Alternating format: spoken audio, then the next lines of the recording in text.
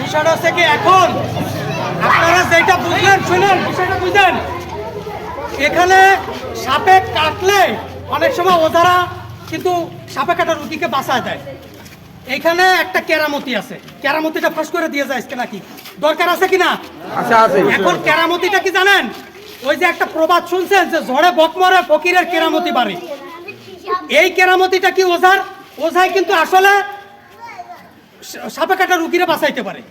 কিভাবে বাঁচাইতে পারে? এই যে একটা ভাইরে আমি বললাম যে সাপে যদি কামড়ায়, একজন বলল যে ব্লেড দিয়ে কাইটে বিষ শুষে বের করে ফেলতে হবে। কিন্তু আপনারা একটা বিজ্ঞান জানেন না যে একটা নিঃশ্বাসের মাধ্যমে শরীরে যত রক্ত পুরো শরীরে সঞ্চালন হয়ে যায়। তাহলে যদি সাপে কাটার পরে এই রক্ত কিন্তু মুহূর্তের ভিতরে পুরো শরীরে ছড়া যেতে পারে। তাহলে আপনি যে রক্তটা ব্লেড দিয়ে কেটে শোষণ করে বের করতেছেন, তাহলে কিভাবে বিষ যাবে? বিষ তো সমস্ত শরীরে ছড়া যাচ্ছে। যদি বিষ বের করতে হয় রক্ত শুষে, তাহলে শরীরের সমস্ত রক্ত বের করে ফেলতে হবে। এছাড়া বিষ নামানোর কোনো সুযোগ নাই। কোনো গাছগাছরা দিয়ে আপনি বিষ নামাইতে পারবেন না। তারপরে ওঝাদের হাতে অনেক সময় রুগী বেঁচে যায়। তার কারণ কি? কারণটা আমি বলতেছি। কারণটা হচ্ছে কি, এই যে সাপটা গোখরো সাপ, গোখরো সাপের একটা বিশেষত্ব আছে। গোখরো সাপ যদি 100 জন মানুষকে কামড়ায় তাইলে সবাইকে কিন্তু বিষ দেয় না। গোখরো সাপ যদি 100 জন মানুষকে কামড়ায় বিষ দেয় মাত্র 15 জনকে, বাকি 85 জনকে গোখরো সাপে বিষ দেয় না। এখন ধরেন গোখরো সাপ 100 জন মানুষকে কামড়াইছে, এর থেকে ওঝা কি করলো? 100 জনকে চিকিৎসা করলো। বেঁচে যাবে কতজন? 85 জন বেঁচে যাবে। এটা কি ওঝার কেরামতি? এটা ওঝার কেরামতি না, এটা সাপের কেরামতি। কারণ সাপে 85 জনকে বিষ দেয় নাই। আর যে 15 জন মারা যায়, এখানে ওঝারা নানা রকম অজুহাত দেয়। বলে যে ও দুধ খাইছে, ও ভগবানকে বিশ্বাস করে নাই, ওর ভিতরে এই ধরনের অন্ত বিশ্বাস ছিল না, এই বিভিন্ন ধরনের কথা বলে যে এই কারণে 15 জন মারা গেছে। এখন সাপে যদি আপনাকে নাও কামড়ায়, তবু আমি আপনার শরীরের ভিতর বিষ ঢুকায় দিতে পারবো। সাপে কাটার কারণে বেশিরভাগ মানুষ মারা যায় আতঙ্কে। ইউরোপের একটা গবেষণার কথা আমি আপনাদেরকে বলতেছি। ইউরোপে একজন আসামিকে একজন বিজ্ঞানী বলতেছে যে মৃত্যুদণ্ডপ্রাপ্ত আসামিকে কিভাবে সাপের কামড় দিয়ে মৃত্যুদণ্ড দেবে। সেই বিজ্ঞানী সরকারের কাছ থেকে অনুমোদন নিছে। অনুমোদন নিয়ে তিনি কি করবে বলেন তো? তিনি এই রোগীকে সাপের কামড় দিয়ে মৃত্যুদণ্ড দেবে। এখন করছে কি, এই 1 মাস আগে থেকে ওই রোগীকে বলা হচ্ছে তোমাকে সাপের কামড়ে তোমার মৃত্যুদণ্ড দেওয়া হবে। তো যখনই বলা হচ্ছে তখন রোগীর মস্তিষ্কের ভিতরে ওই বার্তাটা পৌঁছে গেছে যে তাকে সাপের কামড়ে মৃত্যুদণ্ড প্রদান করা হবে। রোগীর মস্তিষ্ক প্রস্তুতি নিতে শুরু করছে। যখন আরো 1 সপ্তাহ পর প্রত্যেক দিন তার কানে কানে বার্তা দেওয়া হয়। 1 সপ্তাহ মৃত্যুদণ্ড দেওয়ার 2 দিন আগে তার সামনে গোখরো সাপ প্রদর্শন করা হচ্ছে যে এই সাপের কামড়ে তোমাকে মৃত্যুদণ্ড দেওয়া হবে, এই সাপের কামড়ে তোমার মৃত্যুদণ্ড দেওয়া হবে।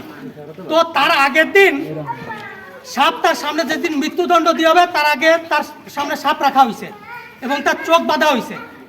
চোখ বেঁধে তাকে কিন্তু সাপ দিয়ে কামড় দেওয়া হয় নাই, তাকে 2টা সুই দিয়ে তাকে 2টা খোঁচা দেওয়া হয়েছে এবং সে মনে করছে তাকে সাপে কামড় দিছে।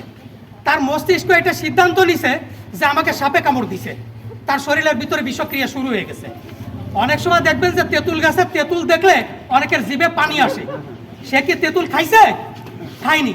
মানসিকভাবে সে তেঁতুলের টকটা অনুভব করেছে। তার ভিতরে টকের একটা নিউরন শুরু হয়ে গেছে এবং তার শরীরের মুখ থেকে লালা বের হয়েছে। আসলে কিন্তু সে তেঁতুল খায় নাই। আপনি যে কোনো জিনিস যদি মনে মনে সিদ্ধান্ত নেন, গ্রহণ করেন, তা সেই জিনিসটা আপনার শরীরের ভিতরে তৈরি হয়ে যাবে। তার মানে এই লোকটা সাপের কামড়ে কিন্তু মারা যায়নি, ওই লোকটা কিন্তু বিষক্রিয়া মারা গেছে। যেহেতু তার মস্তিষ্ক সিদ্ধান্ত নিছে যে আমাকে সাপে কামড় দিছে, আমি এখন মারা যাবো, এই সাপে কামড় দিলে মানুষ বাঁচে না, তার শরীরে কিন্তু বিষক্রিয়া হয়েছে। এটা হচ্ছে গিয়ে বৈজ্ঞানিকভাবে প্রমাণিত। বেশিরভাগ মানুষ সাপে কামড়ে আতঙ্কে মারা যায়। সাপে কামড় দিলে কেউ কখনো আতঙ্কিত হবেন না এবং তাকে স্বাভাবিকভাবে তুলে নিয়ে সে যত বেশি পরিশ্রম করে হার্টবিট বেড়ে না যায়। হার্টবিট বেড়ে গেলে স্ট্রোক করে সে মারা যাবে। সাম্প্রতিক সাপের কামড়ে একজনের শরীরে বিষ দেয় নাই, অথচ সে মারা গেছে। ডাক্তার বলতেছে সে স্ট্রোক করে মারা গেছে। আর একটা গল্প বলি আপনাদেরকে, সেটা হচ্ছে কি সাভারে একটা সাপুড়ে পল্লী আছে, তা সেই সাপুড়েকে সাপে কামড় দিছে।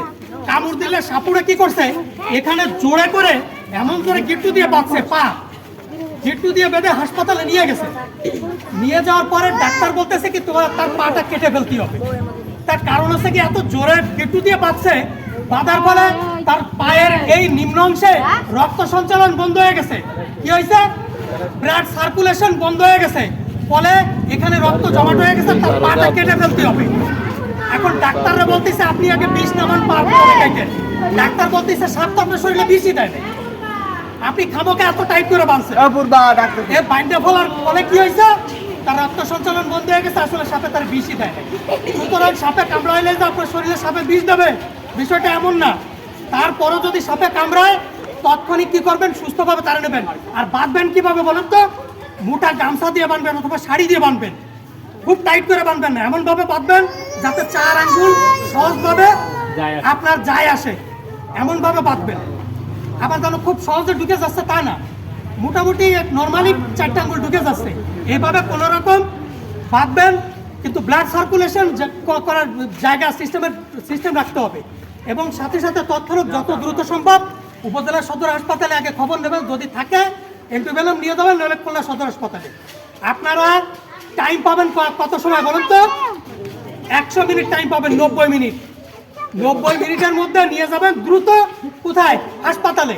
রোগীকে কখনো বাড়িতে রাখবেন না, সাপে কামড়ের রোগীকে, তাকে হাঁটাচলা করাবেন না, তাকে আপনারা ধরে নিয়ে যাবেন স্বাভাবিকভাবে, এবং তারা আশ্বাস দেবেন যে সাপে কামড়াইলে বেঁচে যাওয়ার পরিমাণ অনেক বেশি, মানুষ মারা যায় না। যখন আত্মবিশ্বাসটা তার ভিতরে ঢুকা দেবেন, তার হার্টবিট কি হবে, স্লো থাকবে, স্লো, বেশি বাড়বে না। যত হার্টবিট বাড়বে, রক্ত সঞ্চালন তত বেশি বাড়বে, বিষ কিন্তু তত তাড়াতাড়ি ছড়াবে শরীরের ভিতরে, বেশি বেশি ছড়াবে এবং পরিমাণ বৃদ্ধি পেতে থাকবে। সুতরাং কথা হচ্ছে গিয়ে, সাপে কামড়াইলে কোনো ওঝা নয়, হাসপাতালে উত্তম চিকিৎসা হয়। আপনারা কি করবেন, আপনারা হাসপাতালে নিয়ে যাবেন, এর বিকল্প আর কোনো রাস্তা নাই। ঠিক আছে, বুঝতে পারছেন বিষয়টা? আমাদেরকেও জানাইতে পারেন, 999 ফোন দিল, যদি সাপ কোথাও আটকা পড়ে আমাদেরকে জানাবেন। সাপ ছাড়া পৃথিবীতে কৃষি টিকা রাখতে পারবেন না। আপনি দেখেন সব থেকে বড় কারিগরকে, ভগবান ঈশ্বর সব থেকে বড় কারিগর, তিনি যে সাপের এই যে দেখেন ইঁদুরের মধ্যে ডিজাইনটা কেমন আঁকা বাঁকা না, তিনি এই ইঁদুর দমনের জন্য সাপকে ওই ডিজাইন দিয়ে সৃষ্টি করেছে। পৃথিবীর কোনো টেকনোলজি ইঁদুর দমন করতে পারবে না। ইঁদুর দমনের জন্য, কৃষি রক্ষার জন্য এই সাপ, বেজি, বেড়াল, তারপর শিয়াল, গন্ধকুকুর, সাইডালে যেগুলো বলে, এগুলোকে তিনি নিয়োগ দিয়ে তুলে দিচ্ছেন। সুতরাং এই জীববৈচিত্র্য ধ্বংস করা যাবে না, এগুলো আমাদের সম্পদ। আমাদের বিজ্ঞান হচ্ছে কি, আমরা যে এলাকা থেকে বন্যপ্রাণী উদ্ধার করি সেই এলাকার সম্পদ এটা, সেই এলাকায় ছেড়ে দিতে হবে।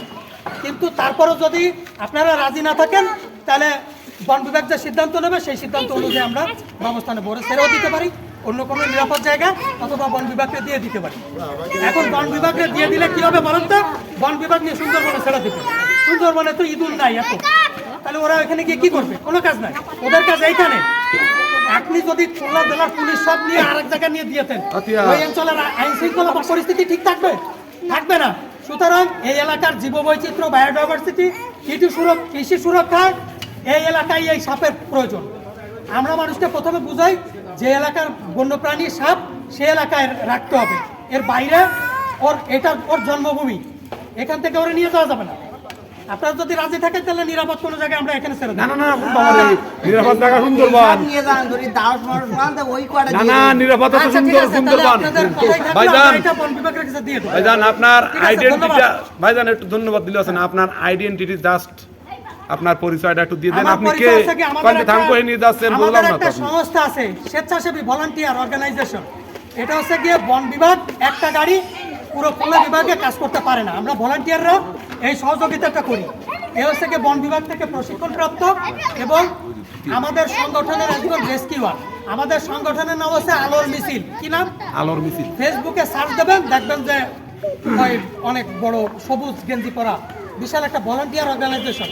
শিক্ষিত তরুণ প্রজন্মদেরকে নিয়ে আমরা কৃষি, জীববৈচিত্র্য, জলবায়ু সুরক্ষায় কাজ করি।